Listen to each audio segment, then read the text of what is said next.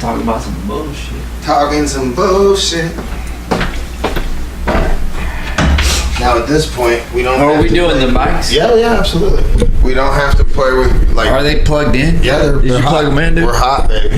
I'm not sure I believe it. Oh no, it's good to go. Okay. You know why? That's why I bring Jim here.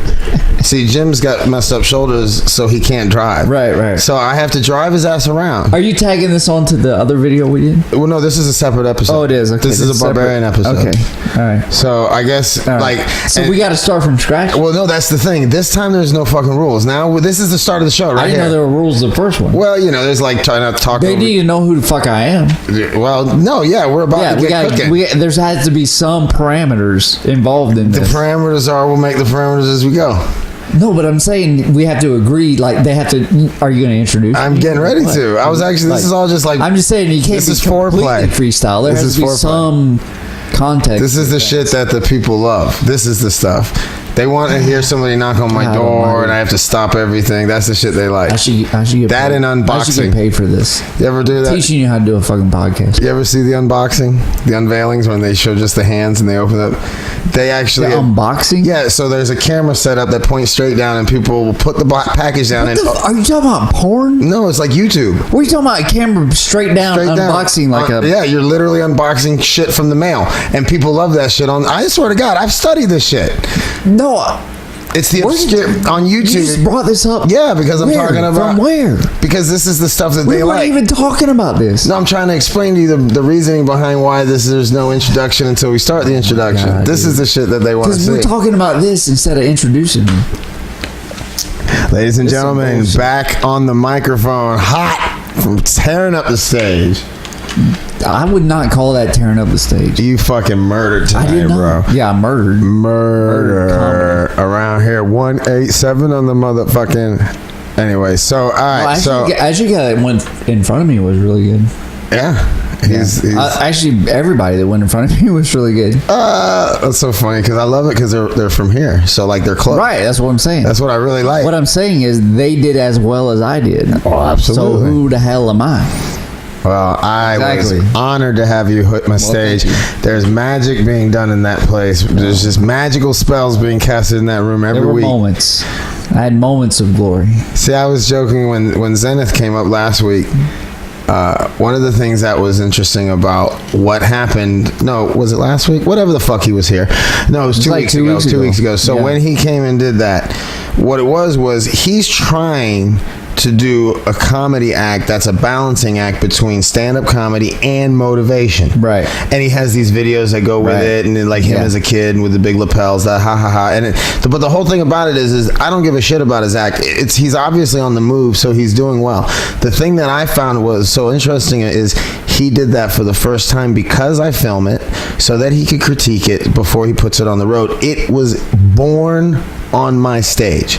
That's the part that I'm so inspired by. So like when people come in and they're like, I want to work on stuff that nobody's ever seen before, like that shit, that creepy stuff that dude did, which I thought was very tasteful and artsy the way he did it. I would never do that in a million years, never approach it from a million different directions. And just to see that blossom on my stage, that's the shit that I'm into. You're looking for the originality. I'm just looking for the magic. Yeah, from the magic, man. From the magic. One time at one of those silly open. Yeah, but what about the times when the magic don't happen? Oh, I love that too. It's happened. It's happened already. All right. We had one of my guys who had 3 sets. The first 2 murdered. Got up to crickets on the 3rd, and I haven't seen him since. And he actually came here and spoke to me. So wait, he did 2 sets that were legit? Yeah, he did really well. And then he did a 3rd one that didn't? He tanked like a fucking turd. And he didn't come back? Didn't come back. I mean, he might come back, but he didn't come back yet. And I think that was the first. How's he going to get better? Well, that's the thing. That's that kind of like, with these young people, this is what kind of happens. This is where you gotta get your first lick. Now, what are you gonna do with it? You know what I mean? And I may never see him again, but if I do, maybe he'll have some new material. I had another guy come up. I don't know how you're gonna get better if you don't get out there and do it. Well, chances are he may never do it again.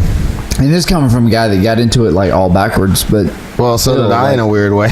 Like still legit. I had stage time. I just straight up forced it. So, you wouldn't know it tonight, but. Oh my goodness gracious! No, it was cool. I actually had a fun guy. I had fun.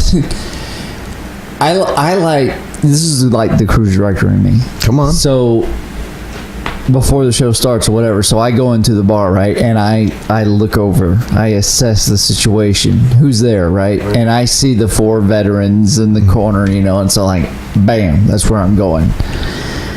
And I just find I will create some reason while we're talking. Sure. And next thing you know, I got 4 guys that are my friends. Oh, I know what I did. Tonight, because one of the guys had a veteran's hat on, with his and all these pins and stuff, and I could tell, you can kind of get a read of people. Like you could tell this guy was like a jovial, kind of outgoing dude, right? And so as I came out of the restroom, I put my hand on his back and I'm like, "You a veteran?" And he said, "Yeah, oh yeah." And he gave me all this, where he served and stuff like that.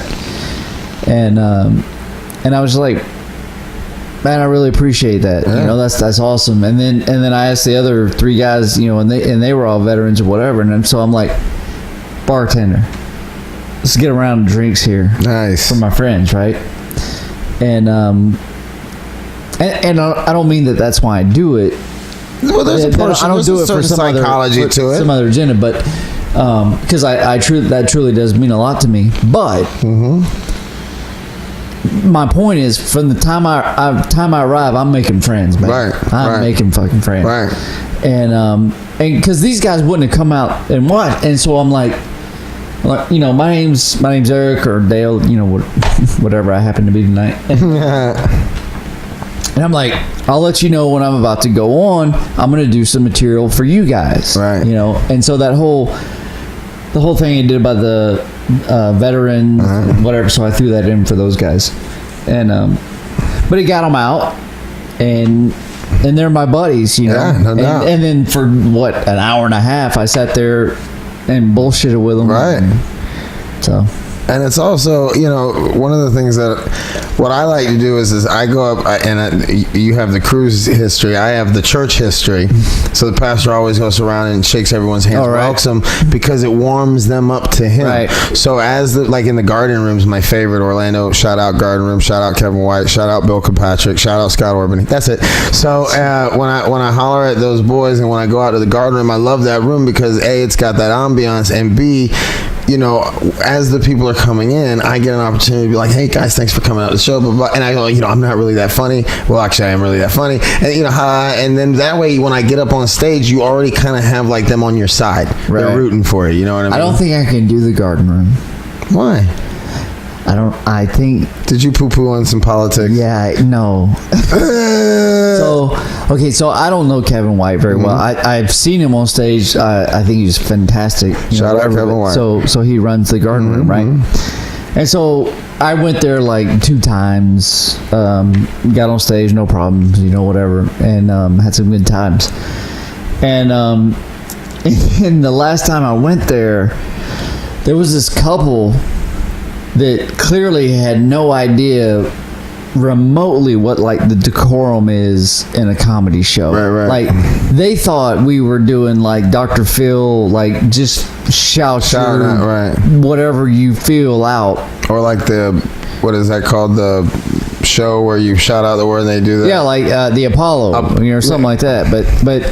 But even worse than that, like not even funny stuff or like booing or anything but like. You go up there and you start your premise for your joke, and like the lady's like having a conversation with you or something like that, whatever. And I saw this like comic after comic after comic, right? And you can see it's like wrecking their sets. And so I was pissed, and so I got up there and started into my first bit, and of course, perfect. She sounded off.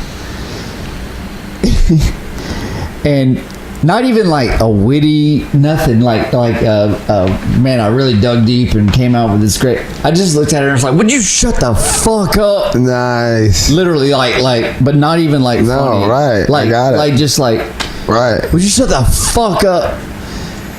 And it was a good lesson, Did they eject you off the stage? No. But this is a great lesson for new comics, and I'm legit on this.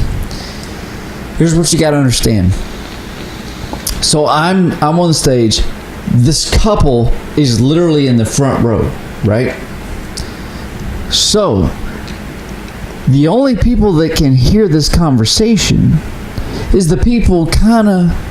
It wasn't a contentious, loud thing, right?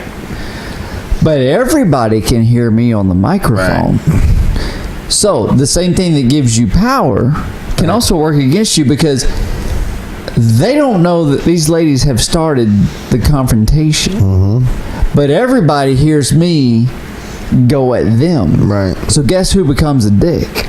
Right. Yeah.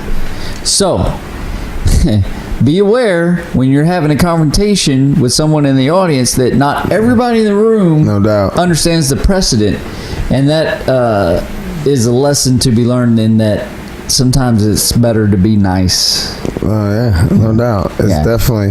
But we've had. I have very little patience. Like this evening there was a situation where, and I'll just call it right out on the stage, but I keep it short. But I didn't even notice. I didn't even know that happened. Yeah, well, that photographer. Shout out to the crazy bitch who came to the show. Yeah. Oh yeah, we can get on it. Was she a problem? No, she wasn't a problem. But there was something going on with one of the early comics where she said something or whatever, and I just said, look, we're gonna play nice. This is my show. Oh, she was getting snappy with somebody? She said something to something. She did that weird shit that she was doing to us, but in front of everybody. And hey, you're here to take pictures. This is not your show. She was trying to suck him off? This fucking bitch. Listen, sometimes you get these weird things where this chick reached out to me and she's like, hey, I'm a photographer. I'm trying to get my foot in the door. Dude, she was horny, bro. Isn't that something? And her mom was there. In a wheelchair. What the fuck? You can't make this shit up. We had two people in the room with one leg. A wheelchair, not in a wheelchair, one of them big ass scooter jobs, right? And this chick was so in love with herself. Am I allowed to say this? Come on. Okay, I didn't know. Are we on network? I don't know what we're on. We're in the universe, baby. Okay, I want a different level right now. So that's where I want to be. Come on, bro. I don't mean to offend women. No, there's nothing to it. But I don't know, how do I say this? When your confidence level outshoots your physical presence, right? That's an issue. But it was corny the way she was coming off. That's what I'm saying. And she was so overt, I don't even. To me, it was like she was at the wrong room. She was like, were you just in your head? Do you think this is like a swinger party? Because it's like you were on a whole, she was almost on a porn level talking to her people the way she was acting. I see somebody come up. You said she's a photographer, whatever, right? So I'm politely oh hey, how you doing? Whatever, and then all of a sudden I was sucked into this banter competition. Weird. One up, whatever. I don't even remember what she said, and then I actually said something that was complimentary to her, okay, we don't have to, blah, blah, blah. And then she fired back, right? And then then when you get into the problem with people who don't understand that just because you have a comeback doesn't make it a witty comeback. No doubt. Like you can say to somebody, something XYZ, and they're like, "Oh, the plane is green." Well, just because you said words, right, don't mean you had a witty comeback. To me, it was almost like she was having a different conversation. It was kind of the same conversation, but it was kind of confrontational. But it was in her head. But pornographic, right? It seemed like she was having an overly horny conversation with a bunch of dudes that were what's going on here? What I think happened was she thought, as long as I have a comeback, as long as I have a retort, and you had to notice her body language too, with the eye roll and the whole. you know, the whole body language thing, whatever, was. There's a reason why he made that wave. Do that wave again. Sexual. He said like this. There's a reason why he did that shit. No, dude. I'm not even gonna say like it doesn't even have to be vulgar. The chick was like, she was a thick girl. Okay. The only reason, people get pissed off at that. The only reason it's relevant is because the way she carried herself didn't match herself. Like I'm pretty self-aware. Right. You know what I mean, bro? No doubt. Like I ain't like all jacked up, you know, whatever, you know, like. So you gotta kind of know where you're at, right? Life, right? You know your zone. Know your lane. Know your lane. Imagine me with my mild frame walking up to somebody like I'm the Rock. Right. That's what I'm talking about. Right. Like she was acting like the Rock. She was acting like the Rock. She's trying to roll up on people like she's Jennifer Aniston. Mm-hmm. But even Jennifer, but that's even unfair to Jennifer Aniston because she would never behave the way she did. Damn, how do you compare? Like, she wasn't there a slutty daughter in Roseanne? No, she was a lesbian, bro. Which one? No, Roseanne. Right. Wasn't there a smart one and then a slutty one? Was kind of a she was kind of because she was kind of like dressed a little provocatively. Yeah, she was. I was thinking about and she did this Melissa Gilbert. Right. No, she was the smart one. I think she's lesbian. Wow. She should be. Right. She'd make a good lesbian. She'd make a great lesbian. You can't. I'm sure somebody will be pissed off. Whatever. Oh no! Well, listen. That's the thing, man. We got to get past this. We can't talk about this and this person. If you're this race and you're this color, you can't say, dude. No doubt. Just say. Just say what you want. And here's the thing, man. Can I just say this? Say what you want. We're passing these laws now where the baker has to serve the gay people, or they got to marry. This person has to contribute to the gay ceremony and la la la whatever. And I'm like, why are we passing laws to make people do this stuff? Because capitalism will handle it. Mm-hmm. Here's what I mean. Mm-hmm. Like even with the flag, like with the NFL now, and people kneeling during the anthem. Okay, well you have the right to do that. Sure. Right? So now, like Trump had tweeted and some of the owners are talking about making the people stand up, which they can because they're employer and that's how it works. Right. But I would rather know how somebody really feels. I don't want it to be disguised by these are the rules. You know what I'm saying? Like capitalism handle it. If you're a baker and you bake wedding cakes, but the gay couple comes in and you tell them, I'm not going to bake your cake. Cool. But then everybody else knows that, and then everybody else gets to make a decision that I'm not gonna patronize your business because you're a dipshit. See, my whole thing about the whole kneeling the thing. Okay, first of all, as part of the backstory, I have not had television, as far as outside television, coming in my house in like 20 years. All right. So my kids have always had DVDs. We have YouTube and we have Netflix. That's all we've ever had, and that was only in the last 5 years or so. So the point is I've never been. I live on the Song of the South. It's part of one of my bits. Alabama Song of the South, where they said most folks said the Wall Street fell, but we were so broke that we couldn't tell. So that's always the way. My parents being immigrants, they never got involved. The Alabama song. Yeah, that's South. Not the. Didn't I say Alabama? No, you didn't say Alabama, but you said Song of the South. Right. There's also like Song of the South. There's a play or something. Oh no! This is the Alabama song. I know what you're talking about now. So the thing is I've never been really connecting to politics. Sweet potato pie and a shut your mouth. Right. That's my Bible. But anyways, so the thing about it is the way it happened in the olden days. They just shouldn't have brought any attention to it. Right. They're like, well, why is he on his knees? Because he has some sort of a thing. You can check it out on social media. Don't bring any attention to it. It doesn't need to be a big deal. If people want to make it a big deal, the NFL should have been like, this isn't y'all's problem, not my problem. But now everybody's got involved, and the thing about it is let me say this. Mm-hmm. Here's something controversial. Mm-hmm. So the players can kneel during the national anthem, and that's okay. And in fact, if you don't support that, you're somehow white supremacist, communist, whatever. Nobody can seem to compartmentalize things.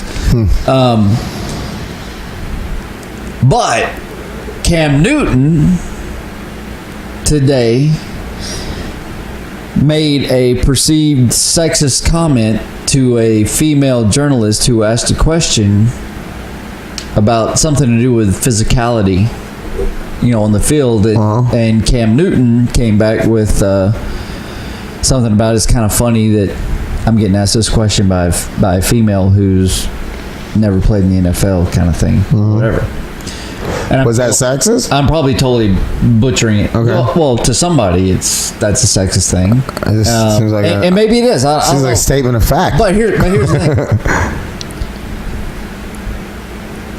Now they're talking about the NFL is going to possibly punish him for saying that. So you can kneel during the national anthem, and that's okay. But if you say something that is perceived to be a sexist, anti-feminine, whatever, now you're going to get punished. See, and I'm not taking a pro-sexist or anything. I'm just saying, like, it's either you allow free speech or you don't. So this is what I think was happening. And again, this is how I replicate. I look at it from what I see what's happened in the corporate job that I've been working in. What has happened over the last 12 years since I got there, got into management, and then got out of management and retired? What has happened is there's this transition to where they are eradicating common sense. Like, if it's not 100% documented 100% of the time, black and white, it is absolutely wrong. And I'm thinking to myself, there is so many variables, especially in customer service. Again, this is the small little world that I live in. And then when you try to expand this out, and there are so many questions. Is it because he's not allowed to... It's not a freedom of speech thing because at that point he's employed by the NFL when he's speaking at a microphone? Is that why he has to conduct himself a certain way? Or what I'm getting at is, why doesn't the NFL say, again, common sense, there's this part in the middle, and right now we just shot everything over to the wrong side. So we went from having too much play to now we went to the opposite end. Kind of, again, small, the way things have changed here locally. 4 years ago, I was pulling out of my church. In front of the church, a police officer pulled me over and made me roll the window down with a gun pointed in my face. Why, you ask? Standard operating procedure. It really wasn't a big deal. In a suit, I'm on my ground, on my belly, because it has happened like that my whole life in this area. Now, because of all the stuff that's going on nationally with the violence, some new regime came in with this PR thing, and I had a buddy of mine who was the number one arresting officer. He was a prick. The job got to his head. I didn't like him being in that job. Because he was the number one guy, they took all the number one guys, brought him in a room and said, you guys are too effective, you guys are obviously doing something wrong, and they've all demoted. And now this new regime is now at the opposite end. Now I have cops coming to my door, knocking on the door. Sorry to bother you, sir. My fucking house smells like a pine forest. Sorry to bother you, sir. It's 3 o'clock in the morning. They found a fucking lawnmower that was stolen out of my back shed 6 weeks after they stole it. They actually cracked the fucking case, drove me out there at 3 in the morning, and says I couldn't find anybody to help me move it, otherwise I would have done it myself. And then says, the guy who's in question that took your lawnmower is too far gone. He would be a drain on the society if we arrested him for this. And by the time it was all said and done, the police officer says, we have a sworn statement he wrote on the paper, and we witnessed it, and he signed it, that he promises never to do it again. Have a great night. Left me 3 o'clock in the morning. I'm sitting there with my lawnmower in the back of my car. It's just one extreme to the other. Now I'm feeling like, hopefully, in the next 5 to 10 years, things will maybe level out a little to the middle. Yeah. That's what I'm praying for. Because right now I think we're in a knee-jerk reaction. Everybody's flipping out. And everybody's, what is that word? Warriors. Social justice warriors. Yeah. And everybody's jumping on that SJW dick. And my whole thing is like I jokingly say, I'm a chauvinist. I was raised that way.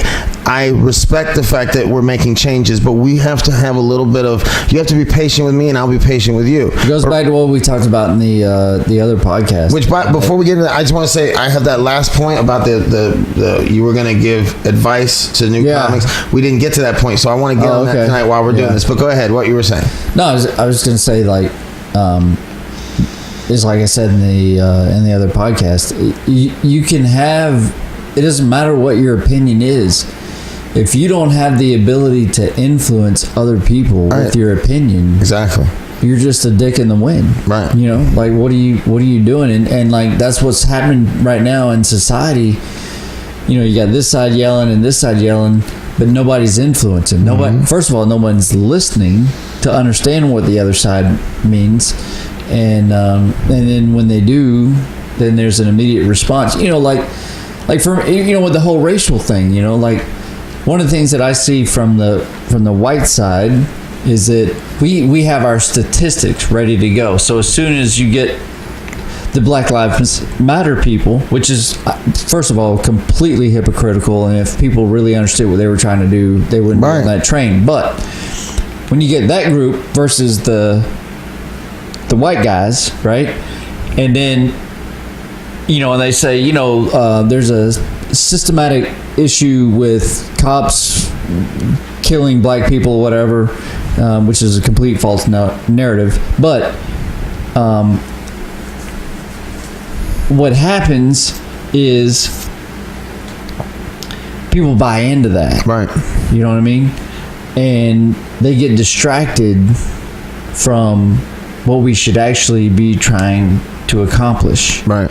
And the real thing is that we shouldn't be divided, and we should insist that our children have access to a high quality, unchallenged education.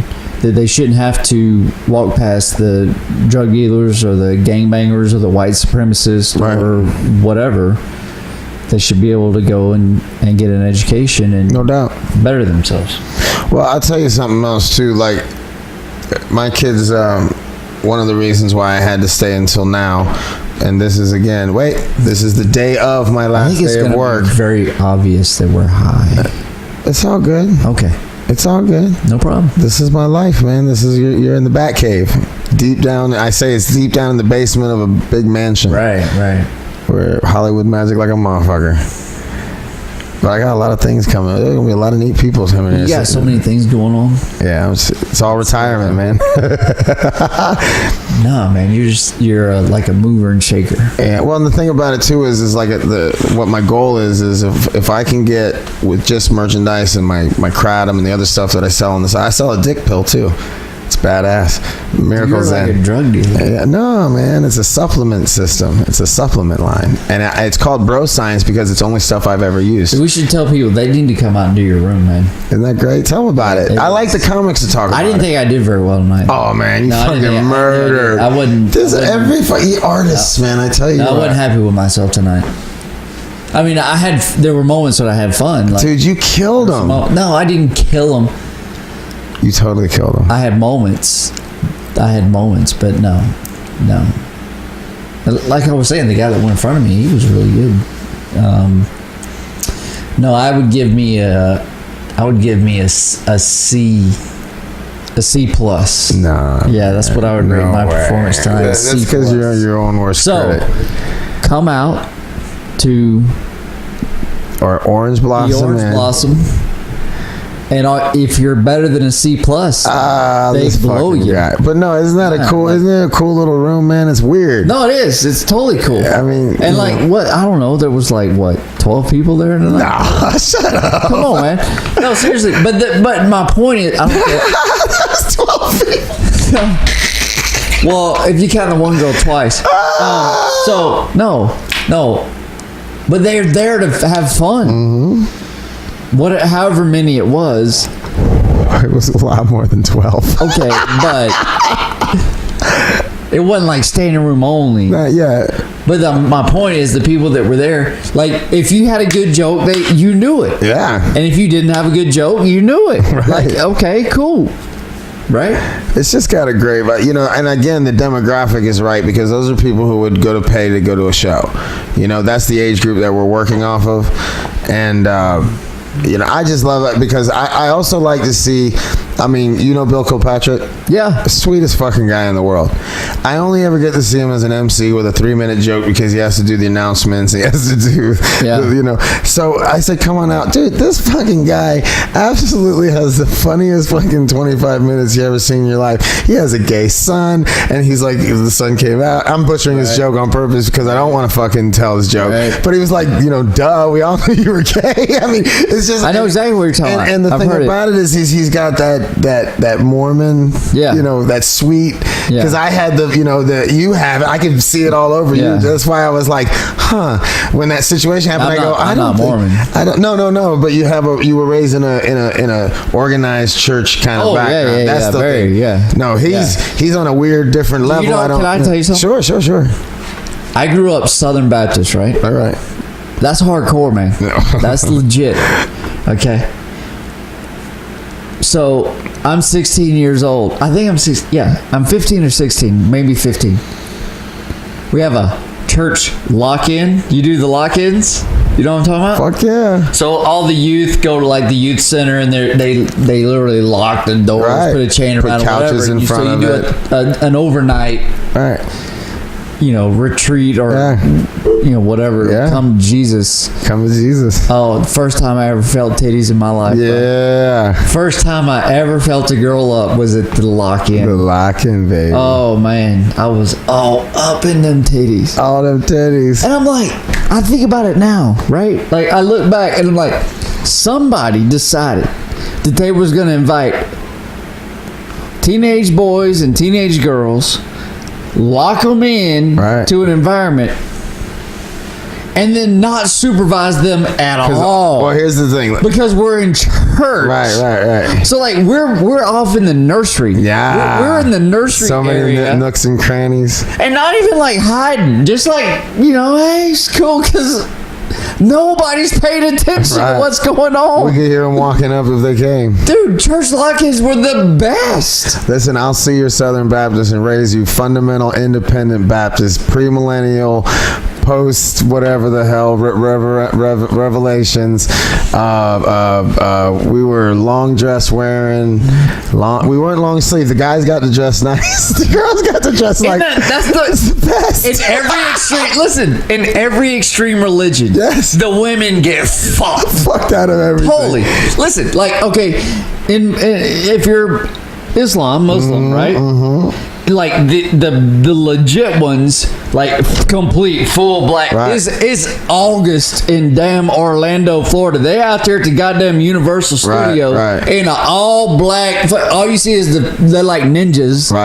This whole thing, and it's all black, and they sweating their ass off, son. You would think by now they'd have some kind of an inner cooling system. And I don't know. I know the men get 72 virgins when they die. If they die a noble death, I don't know what the women get. I'm just trying to understand why the hell your ass out there in a fucking trash bag black in Orlando when it's 90 and the humidity's like 80%. Dude, I fully plan on having What the hell, man? Fact, how did they work that shit out? Check this out. Who fell for that? That's some bullshit right there.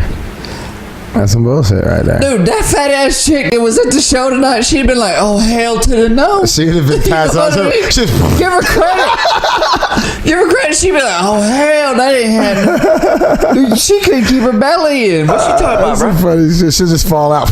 Oh, don't worry. She's just overheating. I don't understand. How do you talk people into this bullshit? That's some crazy shit, isn't it? Oh, hey, look, I'm a dude. I'm gonna have about 7, 8 different women over here, but you're gonna be on service duty.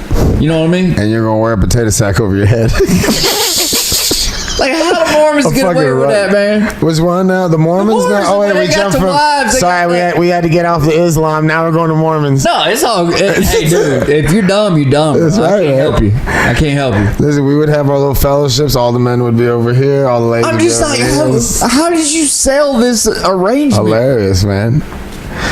Listen, this brings up a thought. Listen, let me ask you this. Hit me. Ask you this, man. Are you biblical, dude? Mm-hmm. Okay, this is something I've been thinking about trying to do as a bit sometime, whatever, right? So, so Jonah and the whale, right? Right. Okay, so Jonah and the whale, for those of you that aren't religious. And have your head stuck in sand. Right, so Jonah got thrown overboard for various reasons. We won't go into that. Right. And so he's out in the ocean. A whale swallows him. And he's in the well for 3 days. He's praying his ass off like hell. And then the whale just decides to spit him out onto the beach. Right? Okay. So here's the thing, man. Other than the prayer itself, like, okay, you're stuck in the belly of a whale. You're praying your ass off. So if you take the prayers out, dude, there's 5 verses that tell the story about a dude that got swallowed by a whale, and lived to tell about it. That's some shitty reporting. That's what I can't come to terms with, man. I'm like, you couldn't throw some other details? Like, that's literally what you get. That would be like this. Like where I live, right? It would be like this, man. It'd be like, did y'all hear about Jonah? No? Just swallowed by a whale. Way he tells it, he was in there about 3 days. Finally, that old whale just spit him out. Did y'all see the Braves game last night? Like, what? Like, that just happens all the time. Right. That's what. Some crazy shit, man. I don't know what that had to do with anything. So, you obviously have seen around town all those hookah bars, how they go up and they're all lit up and stuff. I like the hookah bar. Right. So check this out. All right. When I drive Uber, Uber and Lyft, on iDrive, if you go north past Sluice, go up to past the big McDonald's, over here on the left, you go around the back end of this fucking big ass building, and there's this dark ass corner with a fucking crooked ass broke sign, and it says Cairo on that bitch. It's a hookah bar. However, dude, until 5 o'clock in the morning, I'm picking up the sketchiest looking fucking motherfuckers with one eyebrow. Really? And I'm taking them all over town, and I'm taking them to these houses, and there's always like 4 Mercedeses up in there, and they don't say a fucking word, and they're real fun, and that fucking place is dark, and it's a sketchy looking place, man. And these are the things that I'm sitting there going, here I go again, pulling into this place. I go, oh shit. Wow. But check this out. A bunch of chicks jumping. Are you a strip club kind of dude? No, I totally am not. I'm not either. I fucking don't get it. Made sense to me. I don't get it. Right. I've never understood. I'm with you. I have been to a strip club maybe 5 times. Right. And one was not a bachelor party, but guys getting together or whatever, and like you're just talking, and like there's something happening in the background and you're not paying attention to it. Right. Another one was my younger brother's 21st birthday, and that's what he wanted to do, whatever. But it's either way. It's never occurred to me that like if we're at the point where I've got to pay to see some chick's titties, I don't understand the visual only stimulation. I don't understand looking, don't touch it. I'm paying money for me. Yeah, I don't get it. Dude, I worked on cruise ships for 20 years. Right. I'd fuck pussy you ain't right. know, bro. That's right. So I'm like, no, I can't. That's never, a lot of comics have self-confidence, like their bits about how pathetic they are. Yeah. I don't get it. That's not my thing. I get up there and it's like, I have zero problems finding pussy. Right. It's not that. No, I mean, I can make observations about myself about, how maybe I'm uninformed about something or another. like the dating things I did tonight, like the dating websites and stuff. Like I can come across like I don't understand, Ancestry.com and whatever, but no, but that's a whole nother level of. No, I'm talking about, we've had comics come in and their whole bit is about how they can't meet women, and I'm like, man, you are in a place that you have to fight pussy off around here. I mean, this is just the way it goes around here, and I'm not saying that to be a chauvinist. I'm saying that we are open-minded about checking out what's cooking. I mean, there's a reason why the. I don't know. I'm kind of in a different place. Like, I totally understand what you're saying, but like, and this is weird because dude, if you knew me, I was humping everything that I could. Right. But I've reached a place, man, legit, like, where, I mean, I hadn't been on a date, and I can't tell you how long. But it doesn't even, like, I don't know, man. Well, that's cool. I mean, it's good that's where it's by choice, though. Oh, totally. That's my point. I mean, well, like tonight, yeah. Blubber City. No, but I mean, there was the other one. There was chemistry there. But she was very attracted to you. No. But it's like, I don't know. I have my standards, and I'm not gonna. I mean, I've already had one failed marriage. Right. So, if you're not gonna just knock my socks off, and hopefully you. Right.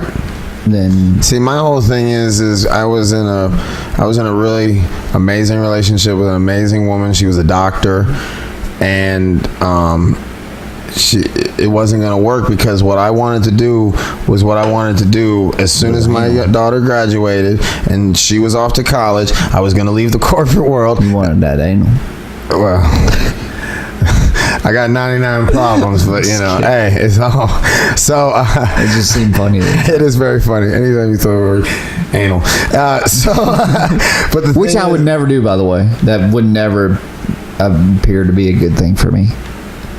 Going either way, by the way. Oh no, there's one way I don't mind, but not I don't. I'll give and not receive. Good for you. Yeah, no, I'm a wild one. That never occurred to me. I'll do this. No, never, ever. There's a dark streak in me. I'm good with. Yeah, there's a dark streak. I believe in naturality. Oh no, I like. Is that a thing? I like. Anyways, so I don't need to know. Are y'all ready for that yet? No, I don't think you're ready. You'll get it in the WikiLeaks or some shit. Can I say this? Come on.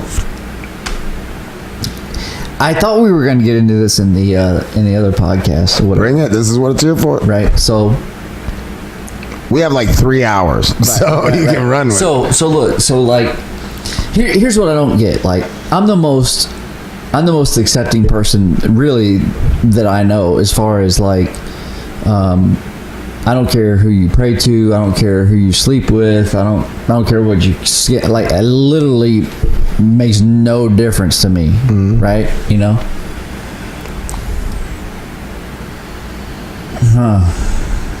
There was a point that I was gonna make here. I lost it. Blame it on the I lost my idea, but I don't know. I don't even know what I was saying now. I hope you're gonna edit this. No. Yeah, you need to edit. No editing. That was like a waste of.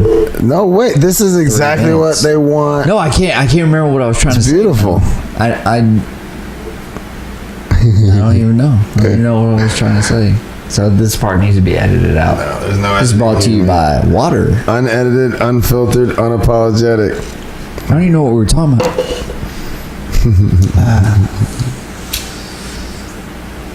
So what about you, man? What do you want to know? I'm an open book. No, I mean, but you've put this together. Mm-hmm. What's the next step in this? The next step is to get on board with Gary Owens is coming to. He's performing in November. Do you know who he is? No.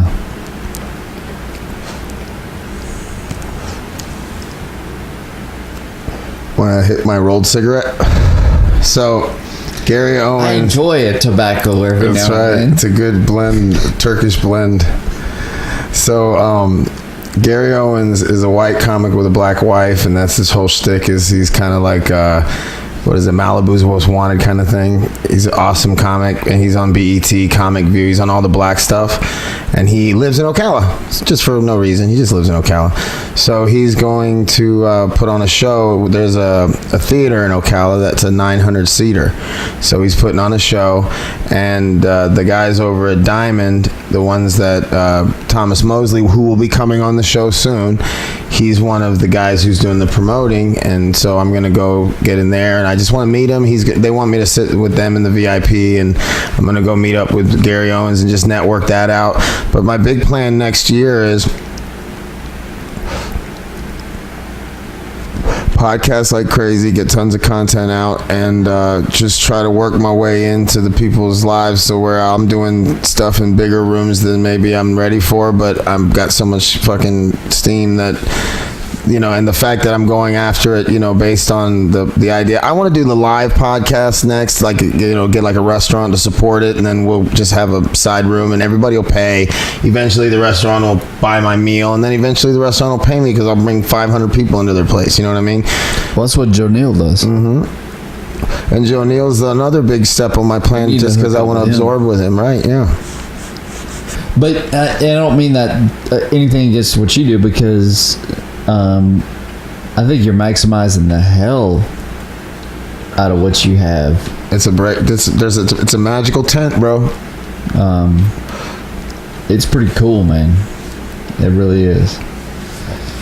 Yeah, man, I love it. What I love about it is how everything happens so fast. That's why I know something's up, you know? The thing that Joe Neal has, I guess, is that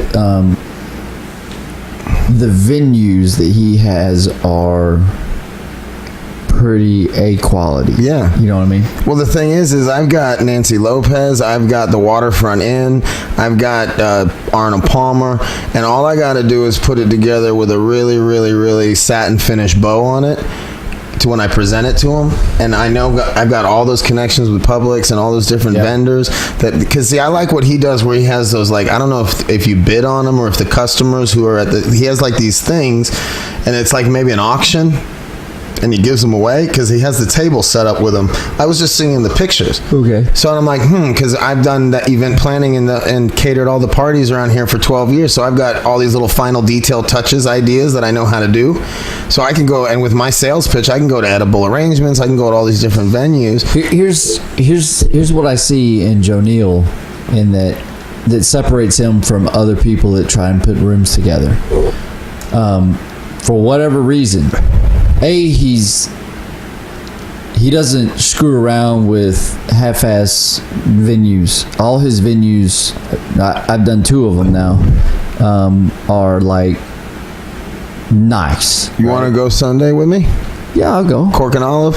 Yeah, I've been up there. Yeah, that's it's fun. Great. And then so you show up to the Cork and Olive, and there's literally legit tickets. Like, people have bought tickets, and he had, printed, and they show up with that, and then he's paired it with a soul food dinner kind of thing, whatever. And but the one thing you can count on is when you do his shows is the room's packed. Yeah. So whatever connections he has, like, you're going to have a packed room audience. And so that is going to bring out so the show that I did was me headlining with Miguel Colon. Yeah. He'll be there Sunday. Featuring, and then Kermit opened, and Janelle hosted. Right. And dude, that was a bomb ass show. But he only pays like $25, right? I mean, it's just it's a workout thing, right? Yeah. It wasn't. I mean, I don't even mean like we made money or. No. I'm trying to look at it from. I'm talking about with. Like, Miguel Colon Jr. is legit. No, he's solid. I listened to him on the talk radio. Right? Yeah. And in fact, I was telling him, I'm like, you need to switch. You close the show. We had this whole argument, and he wouldn't do it. But so you had Kermit opening it up, and then Miguel killing them, man. And then me just trying to go in there and hang in there with Miguel, what he did. And but But from an audience perspective, dude, that was a bomb ass show. The thing about it, though, what I'm asking is, he offers, I think, if I'm not mistaken, based on what I've seen, he offers $25. Now, I'm not. The thing we're going to. Are you talking about to the audience? No, or to the artist. Now, the thing is Sundays, I think, is almost like an open mic. It's a past the mic, whatever that is, but it's not one of his big fancy shows. He did that last night, I believe. No, a week ago, last Saturday.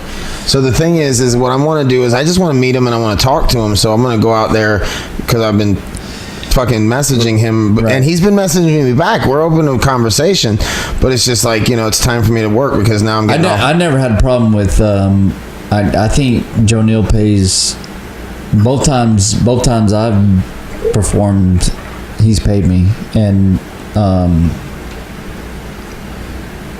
but those tickets are 35 a piece. I don't know. Yeah, so the point is he's making money so he can afford to pay he should. He should make money. But he's always paid me, I think, pretty fair for what I'm doing. Barbarian Cast, we're straight up talking about a motherfucking third person who I've never even met. That's how we're gonna roll. I feel like we spent like 15 minutes promoting somebody else. No, I'm okay with that. That's what it's all about for me. Look, I'm impressed by what I see when I see the TV, when I look on the pictures. I like what I see.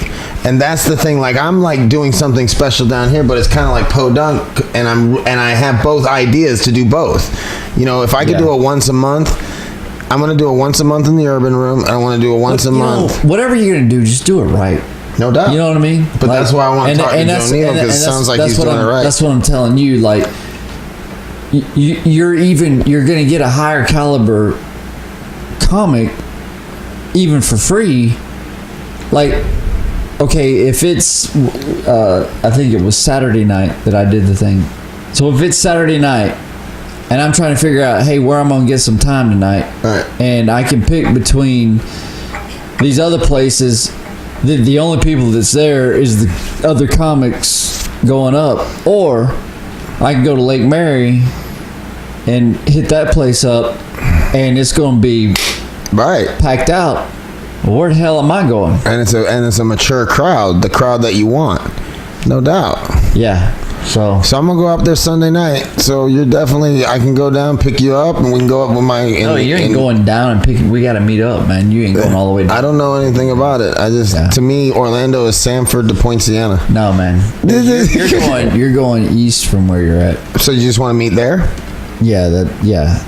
I mean, for your sake, trust me. Yeah. You're volunteering a lot. You don't know what you're talking about.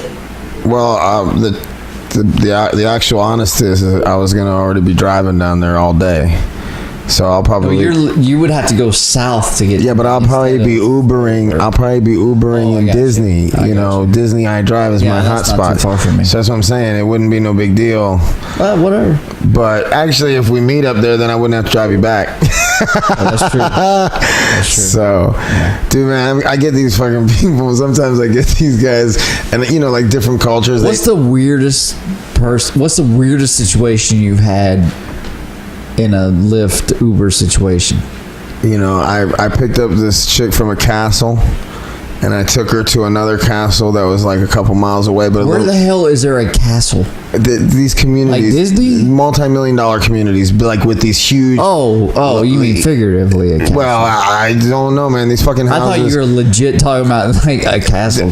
There are communities in Orlando where the houses straight up. First of all, there's no drawbridge. Every castle I've ever seen. True. Yeah, they don't have a moat either or a dragon. So you're right. They're not legit castles. But check it out. So there's a beautiful multi-million-dollar neighborhood. This drunk chick jumps in the car. And she's telling me her life story while I'm driving over to the house. Then I pull up to the same looking house that is not a castle at all, but it's very similar. And she gets out of the car with a bottle. She walks up to the front of the house where the front door is. This is an old lady with a bottle? No, she was more like a young gilf with a lot of work done, a wealthy lady, or it looks like. Okay, so this is what happens. She starts screaming at the fucking house, and she throws the bottle to the front of the house. This spotlight locks down on her. These lights come on, and there's a conversation that she has with the house. Then she gets back in my car. I take her back to her fucking house. That's not a castle. And she gets out and she gets in. So what I'm thinking is in my head, is that what I'm thinking is she's the side chick, Oh. or she's the ex. And he's made a deal with her and says, all right, you can stay in one of the fucking houses that haven't sold yet. But as soon as that house sells, you're out, bitch. Is this a dream you have? No, this is a legit story. The lady picked this didn't her up really happen. an Uber. This was a story that you said was the weirdest thing. I'm telling you the weirdest thing. I'll tell you the coolest thing. I'm driving up there. So you're hammered driving around on Uber. No. You were hammered, dude. No, not at all. That's what happened. That's a true fucking story. I gotta tell you. Ironically, I'm not even telling. That's like the total facts of the story. That's legit what happened. Trust me, you were hammered. I was hammered. Anyway. I was never hammered driving Uber or Lyft. That doesn't even happen when you totally happens a lot. Totally happens a lot. You would be surprised. Oh my God. I picked a guy up. He got in the car and he was like, oh, like he had just fucked to the side and he was like feeling guilty about it. And he just gets in the car and he's like, oh. And I go, shoulders back, soldier. Driving. He's like, what? I go, this ain't the time to mourn. There'll be time for mourning later. He's like, you know what, man? You're right. You're right. I said, some people don't even get to have this shit. A rolling Dr. Phil. Well, I'm more like people on, man. Well, I'm just trying to, like you said, be nice, man. I did. You know, that's what right. I do. That's what I've literally been doing. But you gotta read for that kind of thing. You gotta read a lot into it. Like you gotta know that's what the Maya was more like generic, just being nice to people. Yours is like specific. So up in Sanford, there's this badass community. If I said the word, you'd know it, but it's eluding me at the moment. But I'm pulling through this badass community, and there's fucking soccer fields. No, it's up in Sanford. Oh, okay. So it's the southern town on this side of I-4. It's a town, but it's like an all exclusive rich community. It's got a funny Indian name, Alaquan. So that's a fucking badass area, dude. I've never heard of that. Dude, Alaquan is like multi-million-dollar houses on rolling gates. Yeah, no. So I'm driving through this thing, and there's these soccer fields.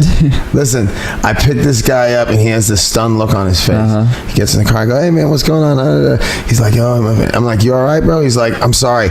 2 seconds before you pulled up and picked me up, I was just offered the newest position at Orlando City Soccer. I go, what the fuck? You're a professional athlete? And he's like, yeah, I am a fucking professional athlete. I made him he signed an autograph for me, and I took him to his hotel. He said, this really happened? Yeah, right when it was the Orlando City Soccer was starting. Okay. Not starting, but starting for the season this year. Okay. And there's this secret, there's this weird ass community out there full of these $1 million houses that have like 10 giant soccer fields in the middle of it.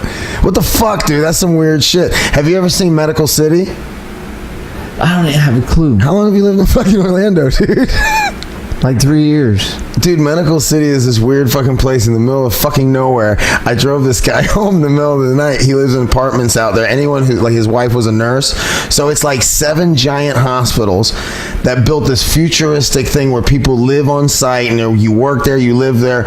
And it's fucking like 10 miles out in the middle of nowhere because the deal is over the next 20 years, Orlando's going to catch up to that much space.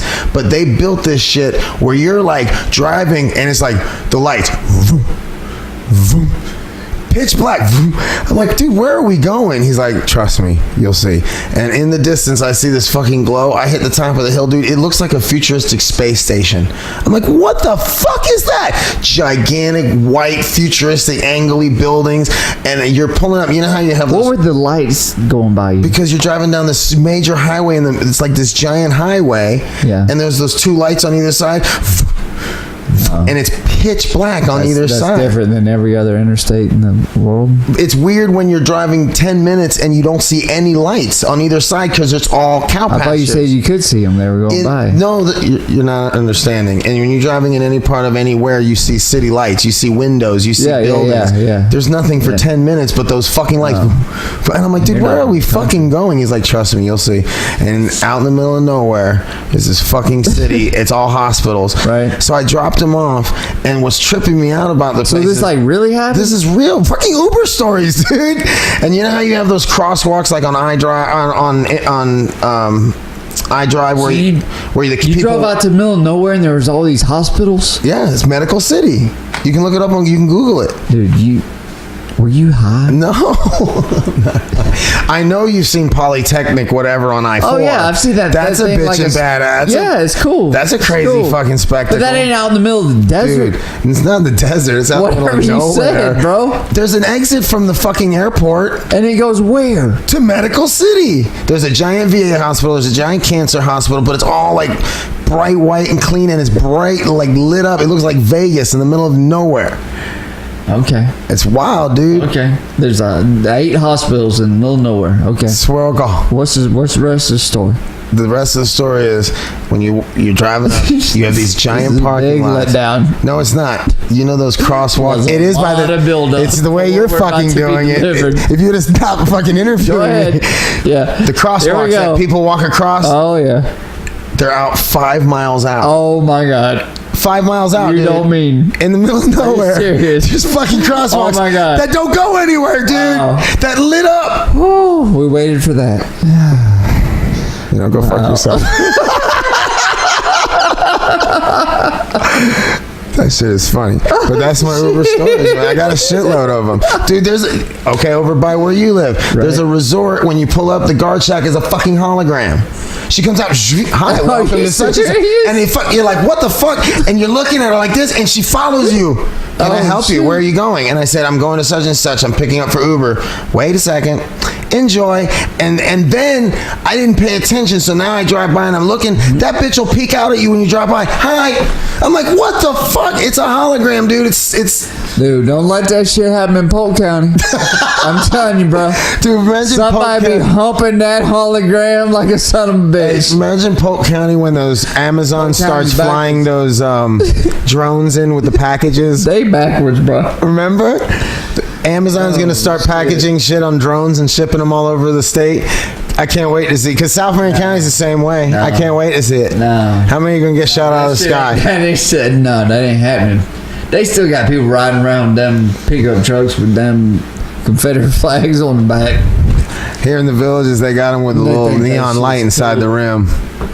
Oh, really? The country trucks, they got this neon light inside the rim. Oh, yeah, that's cool. Gangster as fuck. I like that. I just don't get the Confederate flag. You ever listen to crap? Stupid. Country rap? You ever listen to crap? Yeah. I like that shit. You like... I saw Big Smo last year. Yeah, I like Big Smo. Yeah. Working. I actually came on stage one time to that song, Working. Working for a living. Yeah. And, see, I was an old school Haystack guy back before crap existed. What's old boy, Colt Ford. Mm-hmm. Colt Ford. Mm-hmm. You know, actually, a lot of people don't know this. Colt Ford and Brantley Gilbert put out the song. There's a song that Jason Aldean does. Right. And now the title escapes me. Eludes him. Anyway. It's that Turkish blend. Anyway, there was this underground thing where they did the show, where they did the song together, but Jason Aldean put it out. But anyway, I don't know why that's important right now. See, I fucks with all of them. I got Georgia Boys. You don't even know who I'm talking about. I know who the one guy is. Kind of an outlaw country. Brantley Gilbert. Yeah. See, that's what I'm excited to see that come back. Jason Aldean was the one that was on stage when that shit went down in Vegas. Wow. That's fucked up, man. That's not even like... What happened to that other girl? Was it Ariana, whatever? Grande, yeah. I mean, what the fuck, dude? It's crazy. Yeah, but this thing in Vegas was... Man. And the thing was, like, it wasn't spontaneous. Like, the motherfucker been planning this shit out. Is there any information as to why? No, there's mental health. Last time I checked, there wasn't any explanation as to why. But the fact that he had arranged for his girlfriend to be out of the country at the time, and he had to make the reservations. He had to know that the concert was taking place. Yeah, so it wasn't like and not that it matters, but like it wasn't a spontaneous like he snapped and this took weeks to put together. And why would you have the weapons? Why would you take an AR, which is a semi-automatic, and then change it engineer it so that it's an automatic weapon, like.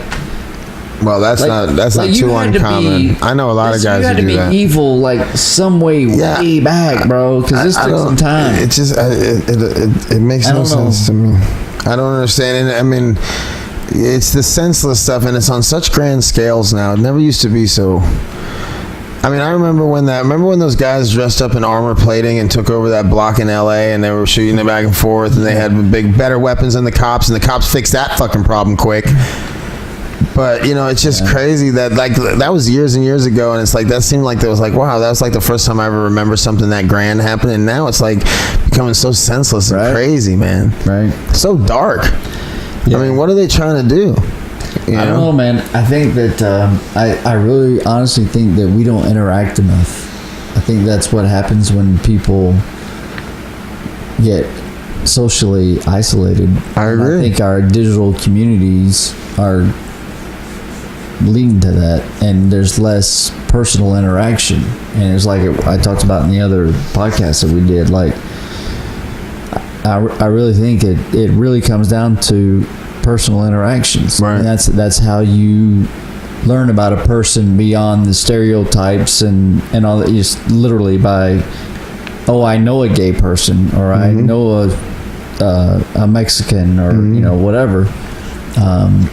It's that association with an actual person, as opposed to some stereotype and some belief system that you're handed, kind of thing.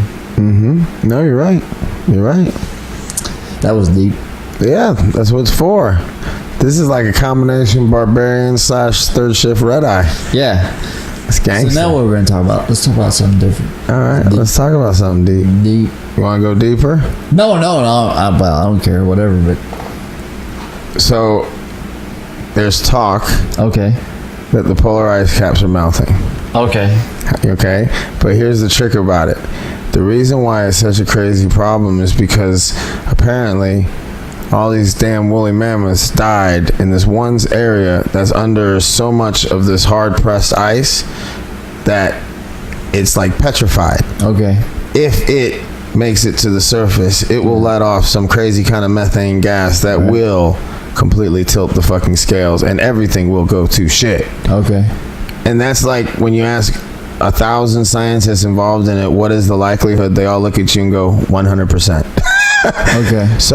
So now you have that. Then you have these gigantic global super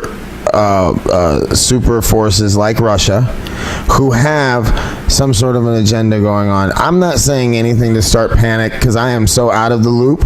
Yeah. But all I do know is, while we're enjoying these conversations that social justice warriors get to be enraged about, these fucking hard ass, steel ass Russian guys are fucking plotting something that the only thing we got going for us, I always jokingly say, is we're far away and we got big guns. But there are some really fucking strong people that are looking at us and with their mouths watering.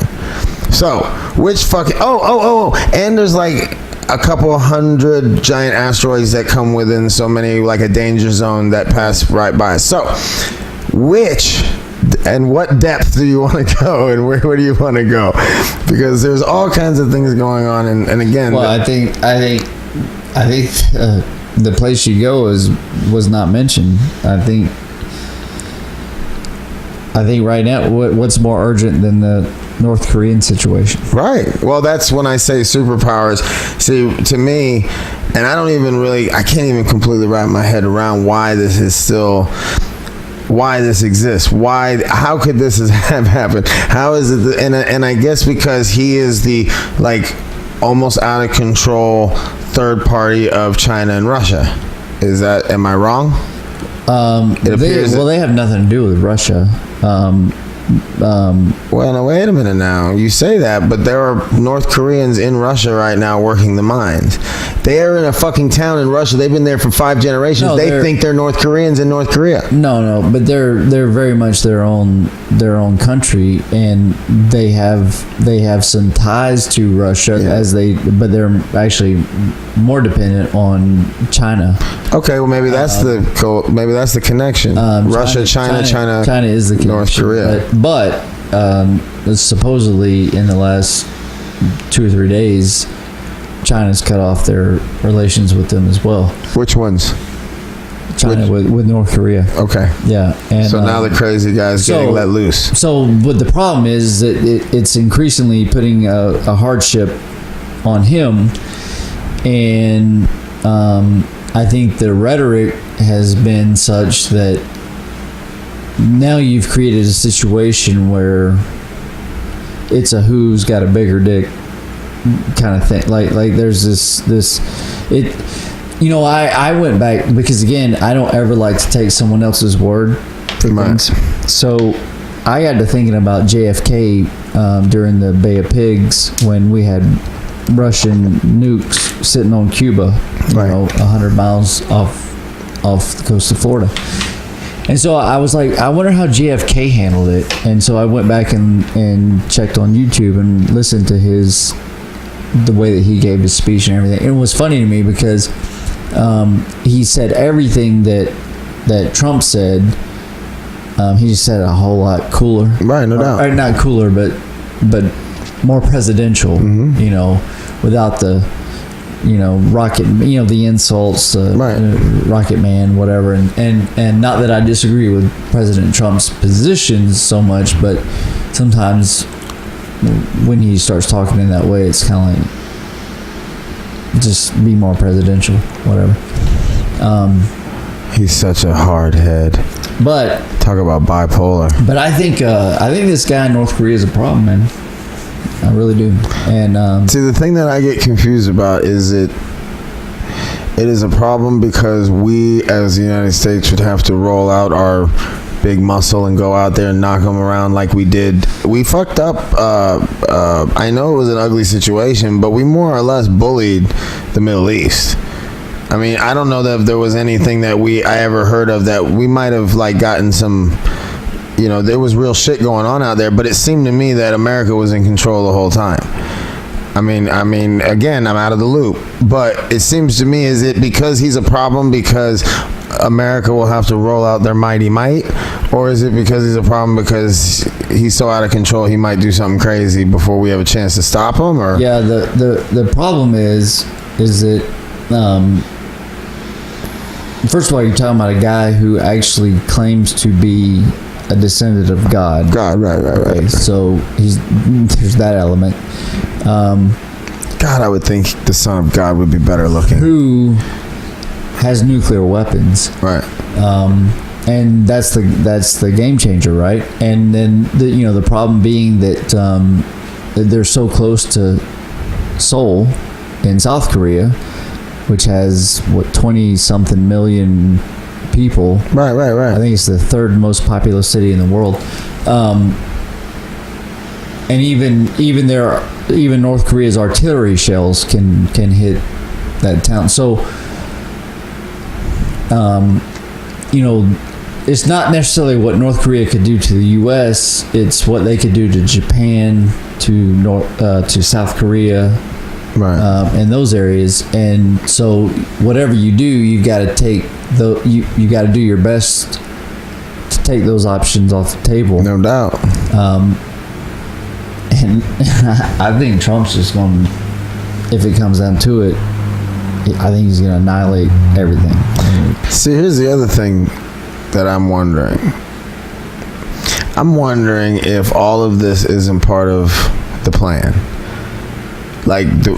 There are people in rooms deciding that we're going to do it this way. Here's the deal, though, because I think Trump and Putin and all those people are meeting in rooms. No, I'm saying completely. I think people that think that this stuff is relevant. It's unorchestrated. Oh, I meant the stuff that they're using as smoke screens. Yeah. I mean, it's so silly. Everything is orchestrated. Right. That's my point.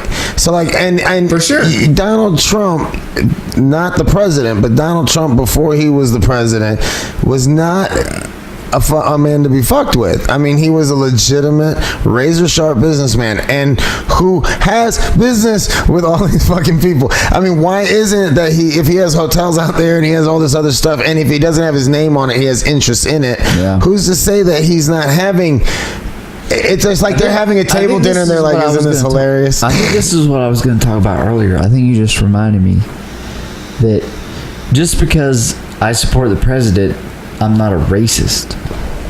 Well, that's the thing about it is it's crazy to say, but that's again. Remember, I said the knee jerk. We've lost common sense, and now we're over here on this other side. And now my prayer is sooner than later, because I know it's going to happen eventually. Eventually, enough young people are going to get beat up enough that they're going to be like, wait a minute, maybe these old farts are right. But here's the thing, man. Here's the problem, and this is what I was talking about earlier. It doesn't matter what side you're on. The millennial generation that's out there now is anti other opinion. Right, no doubt.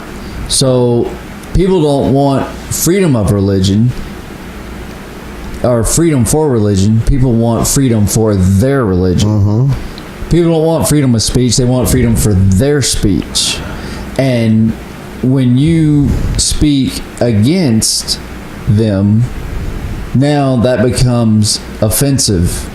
Well, the sad thing about it is it's my generation's fault. My kids were raised up differently, but they are still airheads. I think it's the previous generation. Well, my whole thing is we all raised, my daughter's 21, so she's on the young side of millennials. So you're right, it's a little bit older than me too. But the reality is it was when latchkey to helicopter. So now we were micromanaging the kids and the thing about it is they never had a hard day life. We protected them from that, and we didn't want them to see these tough times, and they didn't have to have scars. And then they go into the world unrealistic. And the thing about it is my hope and prayer is that there's enough kids coming up that I do see a subculture of now the next generation of hard noses. But the reality is there's very few blue collar jobs being taught anymore in public schools. Those are the programs that got cut out. Right. At the Villages Charter School where my kids graduated from, amazing school, but the dirtiest thing that they had to teach there was culinary. And you could get a whole thing and you can go to school, blah, blah, blah. But there was no mechanic, there was no FFA, there was none of that shit. Nobody's growing nothing. Nobody knows how to grow. Nobody knows how to make a fire. Nobody, I have a funny bit. Raise your hand if you can go get a piece of wood out the shed. Who the fuck's got wood in their shed anymore? Right. You know what I'm saying? Who can plug a tire? I know how, because my dad makes me hold the fucking tire like 2 weeks ago. And his old ass, I'm like, Dad, what's wrong? Oh, I hurt my back. And I go, well, what happened? I don't know. This morning I had the pickaxe. Stop. There's your fucking problem. In my lifetime, Dad, other than holding the pickaxe for you, I've never held a fucking pickaxe. Yeah. So why is it that, but the thing is now these kids, zero idea. They Uber, I got on Uber. They have games that portray them doing things. But here's what's fucked up. They don't actually go out in the yard and play football. Right. They play. Oh, don't even get me fucking started. Don't even get me fucking started. I can literally remember being in the backyard by myself, throwing the ball up and pretending like I'm a receiver and catching it and running, and and now it's right. this. Right. And the thing about it is it's none of my business.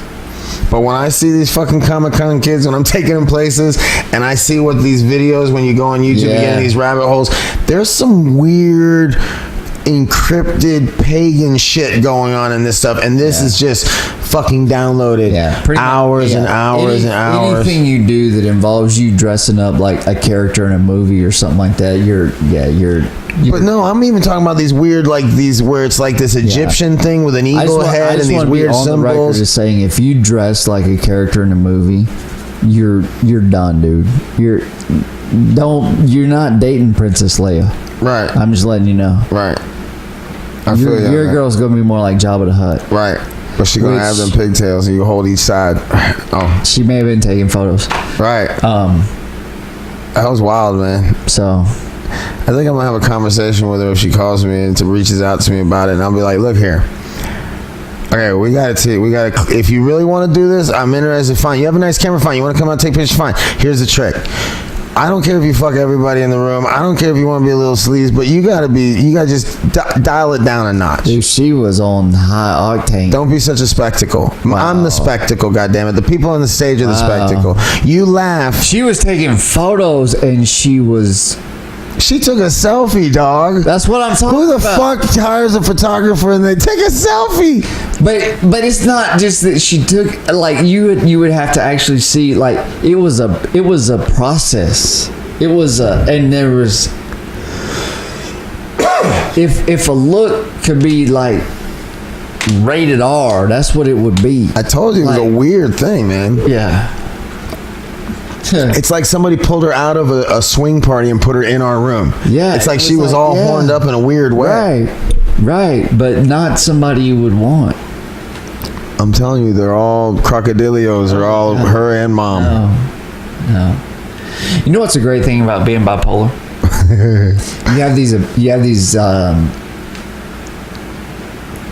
You have what they call grandiosity. Yeah, right? Come on with Which makes you think that you're better than you are. You have powers you don't have, you know, to whatever extent, right? Okay, dude, this is an honest, true story. I was in the middle of like some like pretty serious mania phase. And I'm checking out a Walmart, and I look at the tabloids, right? And there's Jennifer Aniston, and she's crying about something or whatever, right? And I literally think to myself, I could make Jennifer Aniston happy. And I'm like, no, but if she just knew me, if she just met me, I could make her happy.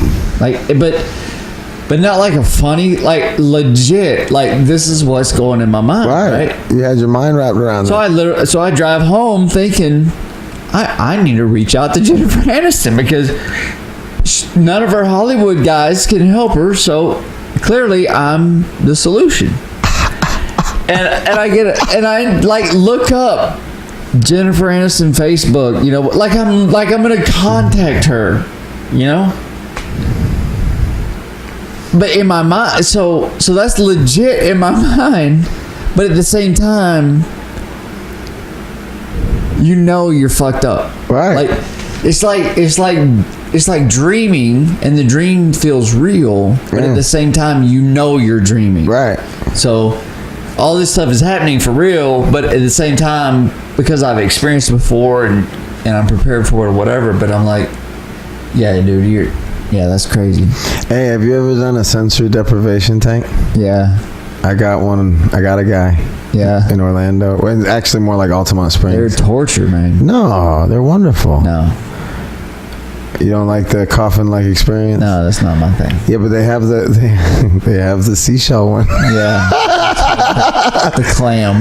No, you don't do the sensory. You don't like being in that confined space. No, I'm not good with that. Oh, I got fucking baked and went into that bitch for 2 hours. No.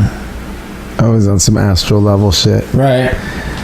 So we're also looking for. We're gonna go on an ayahuasca run. A what? DMT, ayahuasca, the trippy weed. Oh, right. Yeah. I'm gonna get on board South with America. Yeah. So like, I don't need, like, again, you don't need to get on board with me on the grandiose shit, but man, I would love to fucking rock with you around and fucking, cause like, I can't wait. I want to do. You know what I really want to do? Yeah. I want to fucking get like.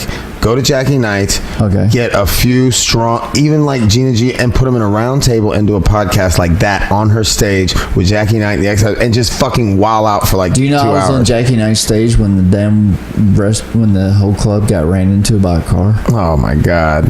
No, I didn't. I don't even know her, man. I was on her stage. This was just like 4 months ago, whatever. And so it was, I think it was a Friday night, and I went up and I closed the show out. And while I'm on stage, this drunk son of a bitch crosses over a median of a 4-lane road, comes over, hits like 3 cars in the parking lot across the street, still continues across the street and into Jackie Knight's parking lot, bounces off a car and hits the wall right behind where the stage is at, where my ass is on stage at the time. Unbelievable. And the whole thing shook, and like we had to like stop the show. Like everybody's looking out for the window, you know, whatever. And So that was my claim to fame. That's fucking badass. Yeah, and it actually got me a lot of like Facebook likes. Sure. Oh yeah. Better than anything I would have done. So yeah, like I said, man, we could tool around, go fucking cork. Like I said, I would always love to have a second guy I can run with. I've been doing this on my own.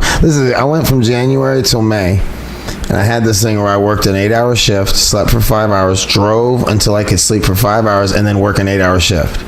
And I drove Uber all from January to May, and I took them. You can deposit the money into the account immediately, right? And I would withdraw the money, because I have this weird conspiracy about checks. So I go and I make a money order, and I had a box of envelopes, a book of stamps, and all the account numbers and addresses. And every fucking morning I would send them money, and I machine gun down. Send them to where? To whatever little incidental debts I had. From January to May, I fucking machine gun down every debt. Oh yeah. So that then I paid the house off. So then when the cash out comes, I pay the car off, and then hopefully there'll be enough. I don't know what the exact number is. So that I'm trying to buy another single wide to use as a rental for the villages. Okay. So that would be my secondary income. But right now I have enough money. There's an apartment back there. The lady lives back there in that room, and her dog's sleeping. Thank God, because otherwise he's a little yapper. But she pays $500 a month, and that covers all of the expenses and the overhead, everything. That's awesome. So that way I can just focus, and I'm donating, not including the merchandise, the crowd, and all that shit. I'm donating all of 2017. Everything, like if you call me to do a set of diamond or whatever, I don't charge. And then the plan is, after 1 year, then I'm going to come in with this big thing where, okay, everybody will be paying out the nose, because I will have then created something, and without any problems I can get in the door and do all kinds of fucking comedy, open for BET Comics, and they don't. And I've been doing this for 4 months. You know what I'm saying? Right. And the thing is Charlie Murphy. I listened to him on an interview, and he was like, "Once I figured out how much money you can make, I fucking had to go and do it, because I don't have time. I don't have time." He probably knew. He had leukemia back then. Yeah. Because he had this weird thing about, I don't have time. It was awesome, because it motivated me. I was like, you know what? I don't have time. I don't have fucking time of 2 years to fuck around with these open mics trying to be political with these children. I got no time. So I fucking said, fuck it. And really what I want to do is this. I want a podcast. I think you're good at it, man. Yeah, I mean, I'm way better at it than fucking making jokes. I can't write jokes. I can just tell funny stories. I can't write jokes. Well, I don't know that has anything to do with that, but I just think you're good at it. This part I love. Yeah. I love talking about people and getting into their heads and shit. Right. I got this fucking... But you got a good setting and everything. Yeah, man. They fucking bricks and mortar, dude. He did it right. It's good shit. You winding down? No, I gotta pee. Yeah, go ahead. This is what the people like.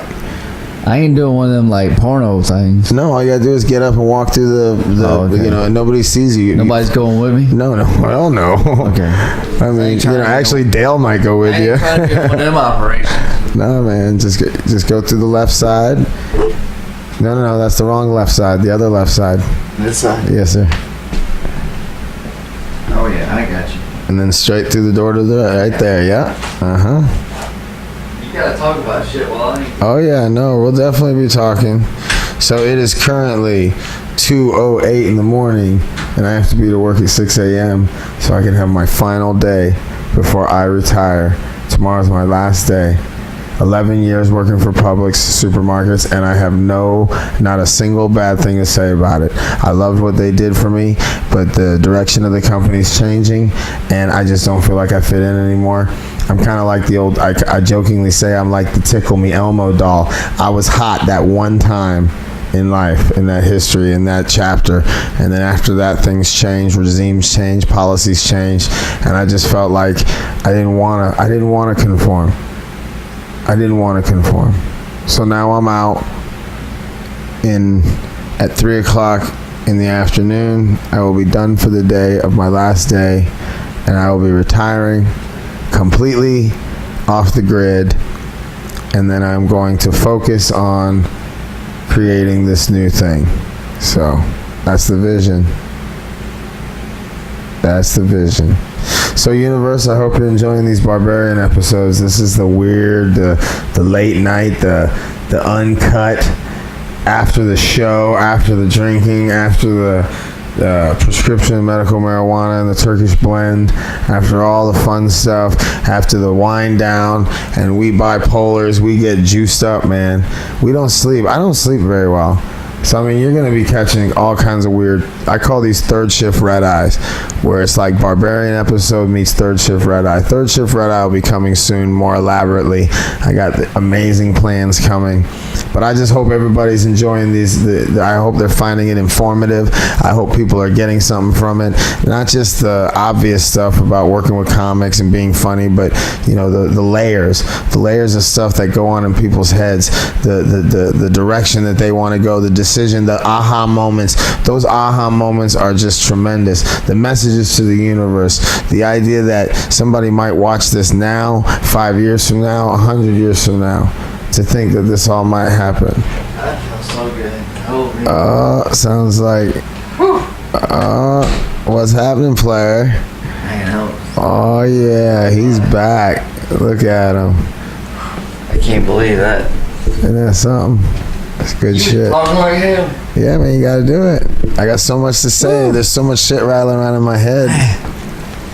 How much tape we got left? I don't know. We've probably been on now for probably about an hour and a half, I'd say. So, wow. But I mean, we can wind down. I can't believe people still paying attention. Well, you do. Not that they are. No, we don't know they are. Well, no, there's nothing live right now. These all get shot up in January. Oh yeah. We'll do teaser this clips. May not even make like. Oh, this will definitely fucking make it. Are you kidding me? See, this is the shit that they don't want to see the canned. They don't want to see the truth. No, they want to see it. That's what I'm saying. They don't want the canned answer. Right. The idea of like I said, the Jimmy Fallon days, the Carson, that shit is over with, man. Nobody wants to get a 3-minute monologue and then, so how's the family? No, they want to get into the fucking heads and be like, you know, what makes these people tick? And this is the shit, really. I was just saying, after the drinking, after the fun, the carousing, we're all juiced. Bipolars don't sleep. We're all fucking riding high. We come in here, now we can just get grimy with it. You know what I mean? Right. You know?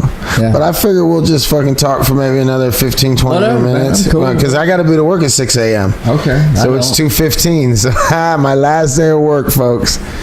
My retirement day. Yeah, right? That's it, baby. Almost done. That's awesome, man. 42 years old, not bad. Right. But you know, my sister is a big mover shaker. She's a universe crusher, owns 5 restaurants in West Palm. And she's fancy. Sex in the City, gorgeous, entourage, the whole shebang. So I opted, because I had a family, I opted rather than to be like the world crusher. My father actually took this big general state contractor's license and bought 16 trailers and just maintained them and rented them and never made less than $8,000 a month and never punched a clock for anybody. He wasn't a big builder. He had all the knowledge. He built luxury homes in the Keys, but when he came up here at 35, he was done. Yeah. So my whole thing is I just want to, I would be content living at the bottom of the mountain with a completely debt-free universe, knowing that my sister's up there owning the top of the mountain. Right. But you know, a lot comes with the top of the mountain, a lot of responsibility. Yeah. And the idea of being debt-free and not answering to anybody is long, long away from her future. Yeah. Yeah, it's true. Man, the only thing that really makes what I'm doing possible is that, you know, what I did before. I was a cruise director, and I would go out and do these like hellacious long, like 9-month contracts and save every bit of money Right. I had. You almost waited on hand and foot out there, right? Do you pay for your food and everything? Oh yeah. No, you don't pay for food. You're not like waited on necessarily, but No. I meant like you get your food for free, your electric for free, your housing for free. Yeah, that's what I'm saying. You're waited on in that respect. So I'm making $460 a day and with no expenses, you know, and so you go out and do 9 months a couple of times, and now your house is paid for, and you know, all that kind of stuff. And so that's what I did. And, beautiful. And then when we moved down here, then sold the house in Arkansas, and just put the money in savings, and I'm just renting a place until I can figure out what I'm doing with my life. Mm-hmm. And but things are good. That's right, man. I mean, it's good to be, you know, I've met, you know, Zenith is very busy with his nonprofits and stuff, so he's all over the place. the guy, the first time he came to perform, never knew him from Adam. Bill Kilpatrick had recommended he come out, and he called me, and then he was the very first podcast. And the thing about him was, it was already like his fourth performance that day. He started out in Miami and somehow had gotten through 4 performances. Now, he does a lot of motivational stuff, but I don't know what, I don't care about the books. The point is he's self-sufficient. He's doing his own thing, and it's whatever his hustle is. But it was funny because, like, people don't understand the power of the podcast yet. They're going to. Out West, they get it. Yeah. But here in the Southeast, we're still a little slow on certain things. So the idea is like, I had that Enzia Sky, who's this tremendous force, who has this amazing magazine, and he was supposed to come up here. He has a story that's kind of similar to her by way of tragedy. The aha moment came, but and he's single as fuck. She's beautiful. I'm not saying this dude has zero game. Love you, Zenith, but he has zero game. Yeah. So it's not. But the point is, it's like, first of all, you would have been in the shot. You would have been in the interview. You would have been promoted on her magazine and all over the internet that way. So now you missed the opportunity. And I'm not mad at him, because here's the deal. Well, I had to go pass out water at the victims thing. And I'm like, I get it. But bitch, you gotta be fucking, you gotta sometimes be willing to cut it short, So anyway. So you wanted to hook him up with this chick? No, I wanted him to come up to do the interview, to do the podcast, to do the interview with her, to be on her magazine. Yeah. To promote what he's trying to do. Okay. But he missed it because he had to do some of his nonprofit stuff. Right. So it's like, that's where I'm like, dude, you have to be a little more killer instinct when it comes to that. And I'm not dogging him. Right. Because his reasoning is pure.